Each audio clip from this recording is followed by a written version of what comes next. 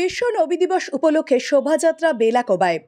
আজ বিশ্ব নবী দিবস। এই দিনটি পয়গম্বর হজরত মোহাম্মদের জন্মদিন। দেশের বিভিন্ন প্রান্তে যথাযথ ধর্মীয় উৎসাহ ও উদ্দীপনার সঙ্গে আজ ঈদ এ মিলাদ উন নবী পালিত হচ্ছে। পয়গম্বরের জীবন ও তার শিক্ষা মানুষের সামনে তুলে ধরতে আয়োজিত হচ্ছে মিলাদ মেহফিল এবং সিরাত চর্চার। এই উপলক্ষে বিভিন্ন জায়গায় মিলাদ শোভাযাত্রা করা হয়েছে।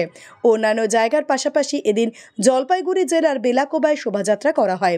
এদিনের শোভাযাত্রার বিষয়ে আঞ্জুমান গুলশানে মোস্তফা কমিটির সম্পাদক মোস্তফা করিম জানান, আজকে পথযাত্রা হলো আঞ্জুমান গুলশানে মোস্তফা অর্থাৎ বেলাকোবা অত্র এলাকার 14টা জামা মসজিদ কমিটির সমন্বয়ে গঠিত আঞ্জুমান গুলশানে মোস্তফা ব্যবস্থাপনায় আমরা প্রতি বছরই বিশ্বনবী হজরত মোহাম্মদ সাল্লাল্লাহু আলাইহি ওয়াসাল্লামের জন্মদিবসটাকে যথাযোগ্যভাবে উদযাপন করার লক্ষ্যে এই এলাকার মানুষ মিলে এই দিনটাকে এইভাবে উদযাপন করি। প্রথমে প্রভাত ফেরি দিয়ে আমাদের দিন শুরু হয়, ধর্মীয় কিছু আলোচনা হবে, তারপরে প্রার্থনার পরে আমরা উপস্থিত সমস্ত মানুষ প্রায় 2000+ মানুষ এখানে আমরা একত্রিত হয়েছি।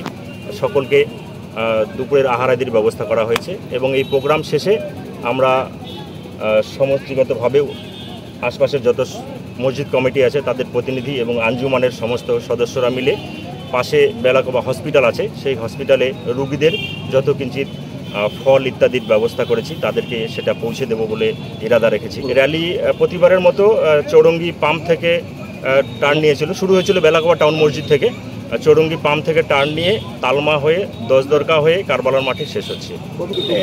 অ্যাপ্রক্সিমেট 20-25 কিলোমিটার হবে। হ্যাঁ, গতবার 2000+ হয়েছিল, এবছর মনে হচ্ছে 3000 হবে। আমি মোস্তফা করিম, আঞ্জুমান গুলশানে মোস্তফার সম্পাদক।